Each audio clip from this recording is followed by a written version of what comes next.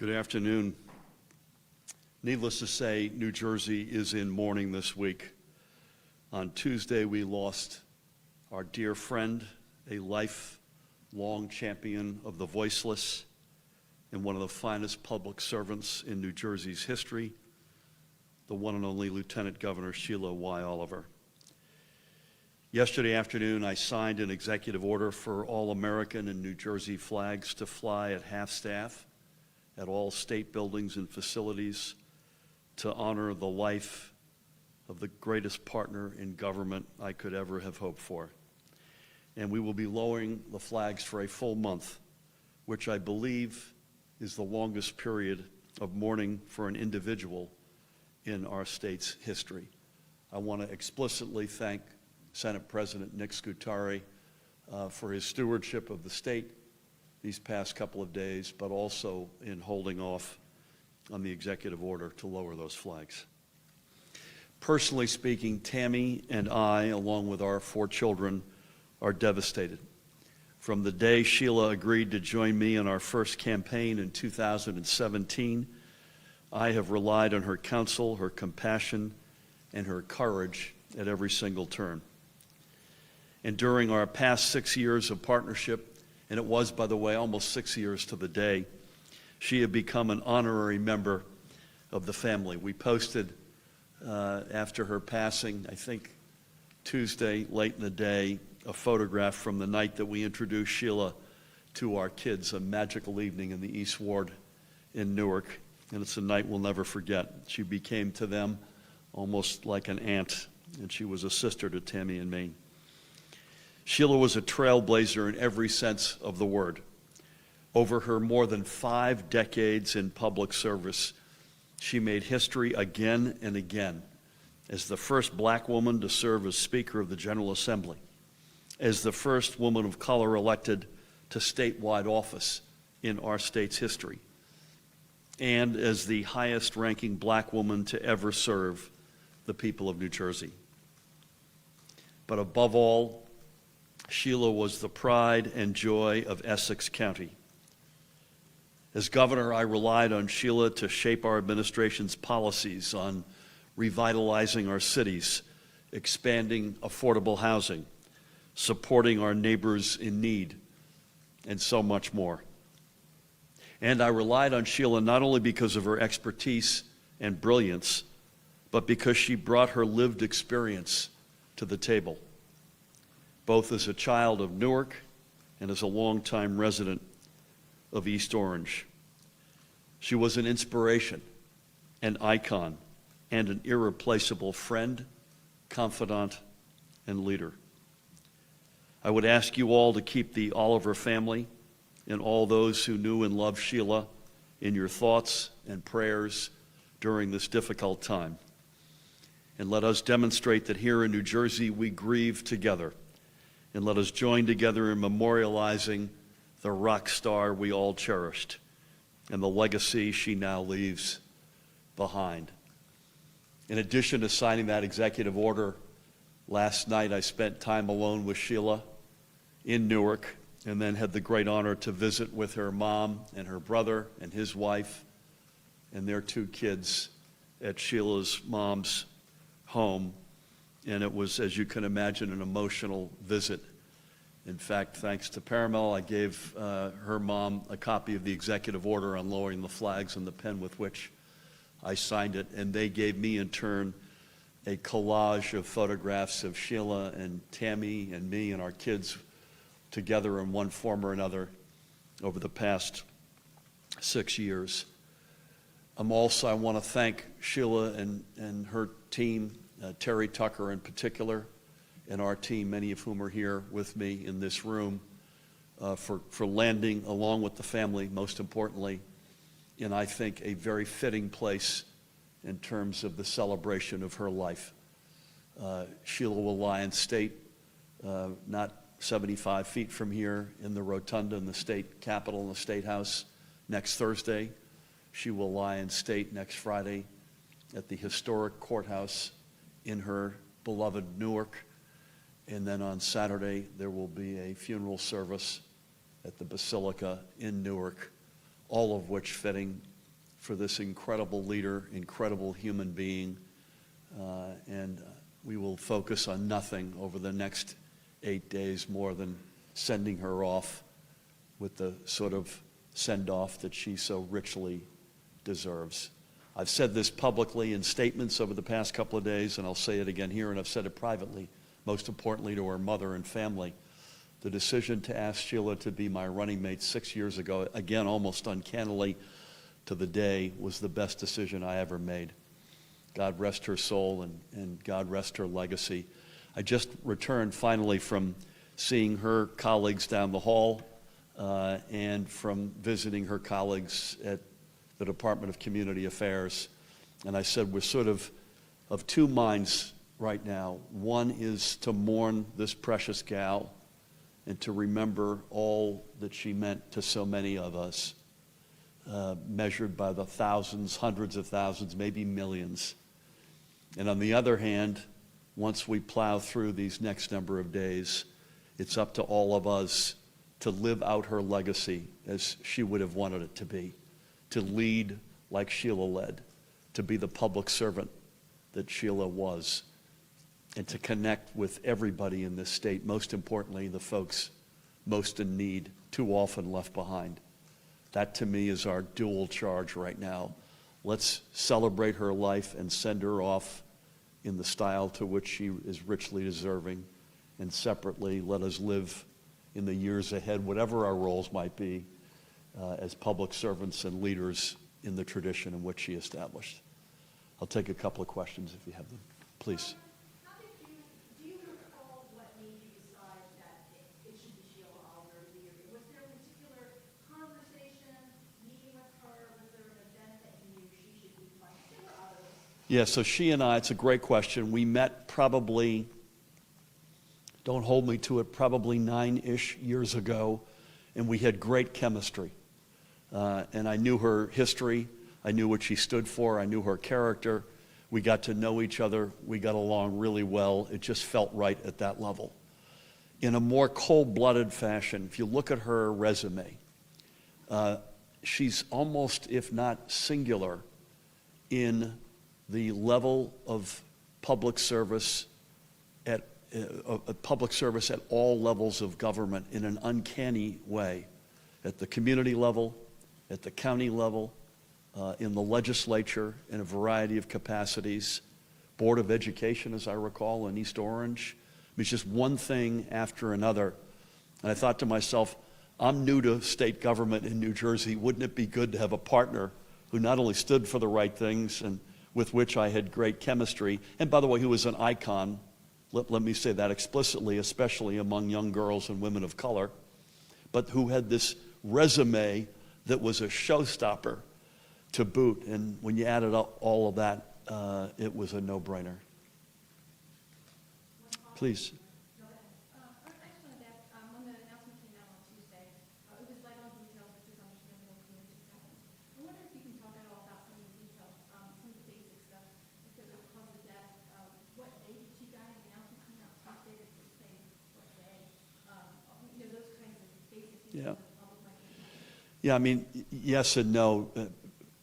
Health for Sheila, not surprisingly, I suspect for many of us, although I've had my public realities having had cancer and surgery myself, but for her, not surprisingly, her health and her status was a private matter, and I want to respect that. Obviously, I defer to her family in terms of anything that they feel comfortable saying, but Sheila was on top of her game with many, many different data points right up toward the end. I think I can say definitively she passed on Tuesday because I was called from the hospital within minutes. So that part I can answer unequivocally. But I'll leave the rest of her health status to her family. But she was up until the very almost end, was in the game and was on top of the game. And there's lots of data points that support that. Please. Sorry, Charlie. Go back and then.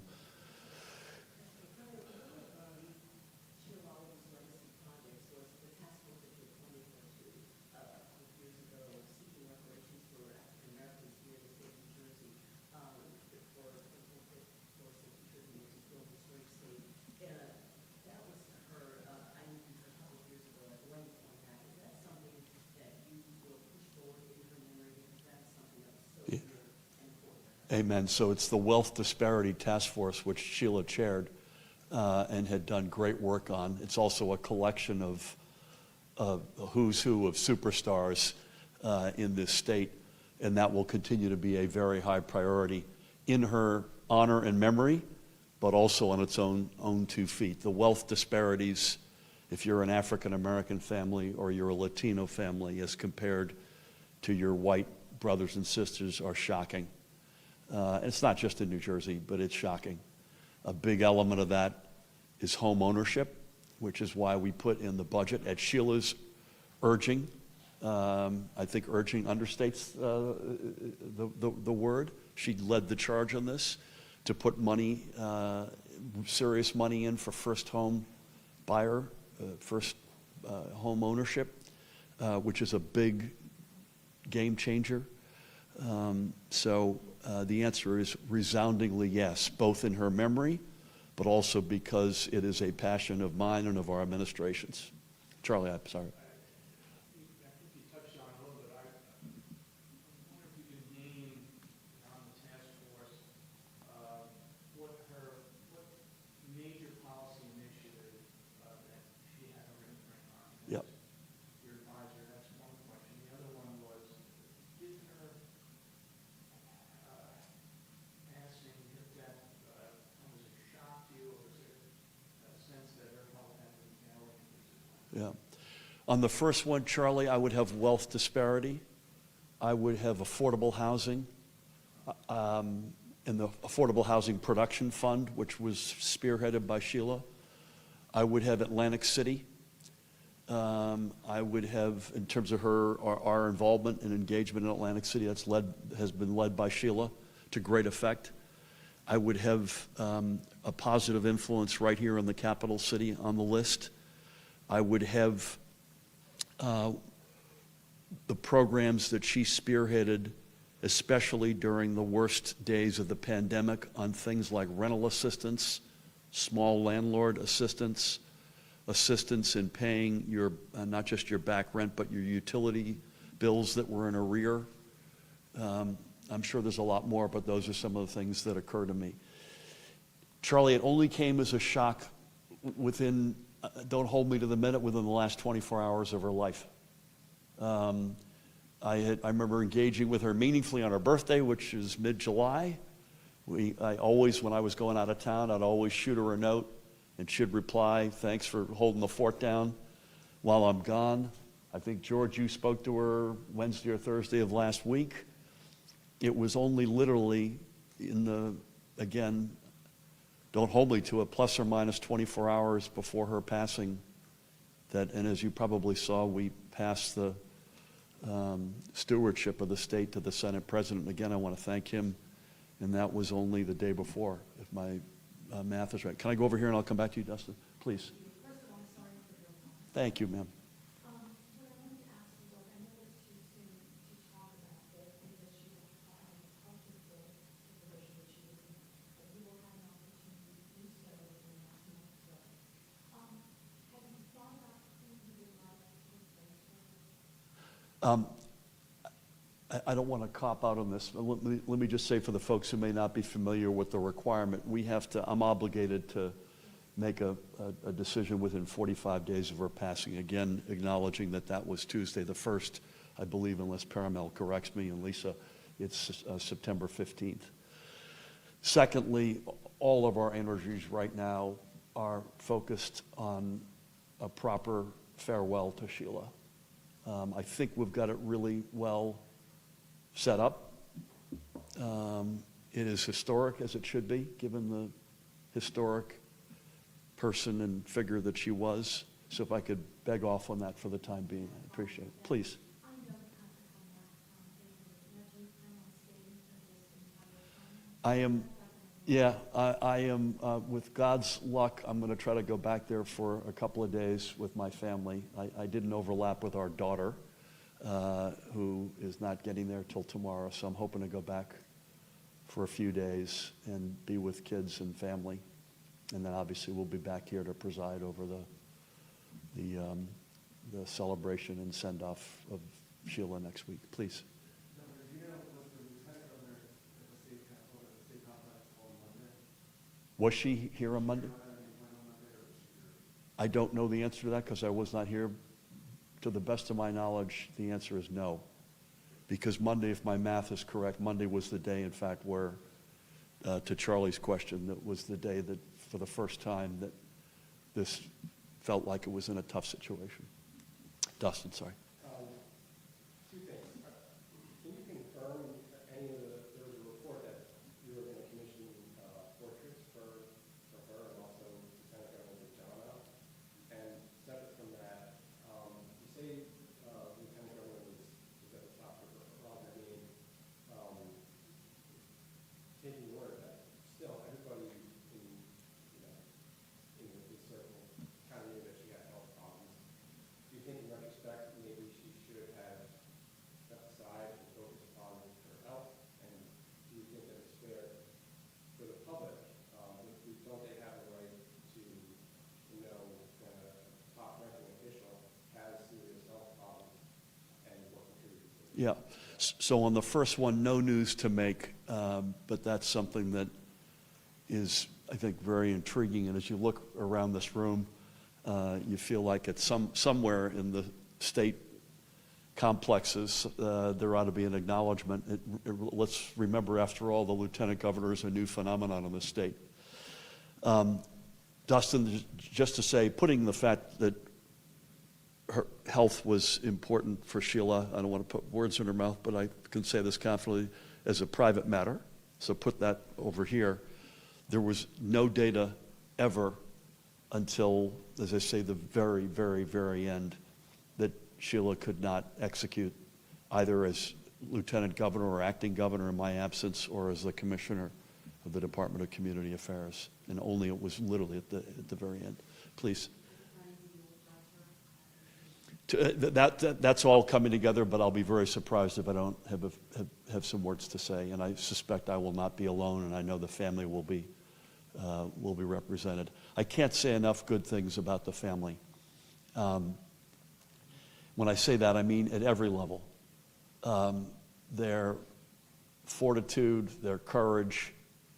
You know, I'm sitting with her mom. I spoke to her mom within an hour after she passed on the phone. She's 94 years old, remarkable woman.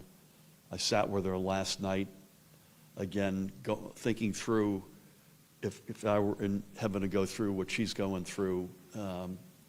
Holy cow.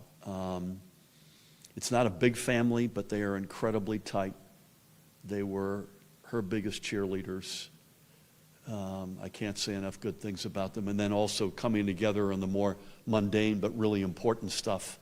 How do we memorialize her? How do we give her a proper celebration of her life, working with the family most importantly, but also with our team and her team, as I mentioned, led by Terry. And I can't say enough good things about them. I think with that, I'm going to sneak back. Please keep Sheila Oliver and her family in her prayers. And I suspect there'll be more things that will be coming out over the next number of days in terms of things that we may be planning or more specifics for the events that we already have announced. And I promise you, we'll be back to you as soon as we know those. Thank you all. Jack Nicholson in that movie said 10 seconds from a clean getaway. Well, we've had 3 nominations with the Senate for some amount of time, some significant amount of time. So I would urge the Senate, it would be good by me if they could get those folks through their process. Advice and consent, which we have nothing but enormous respect for, but let's get them through. You said 1. No news to make on that, but let's start with getting those 3 across the goal line. Thank you all.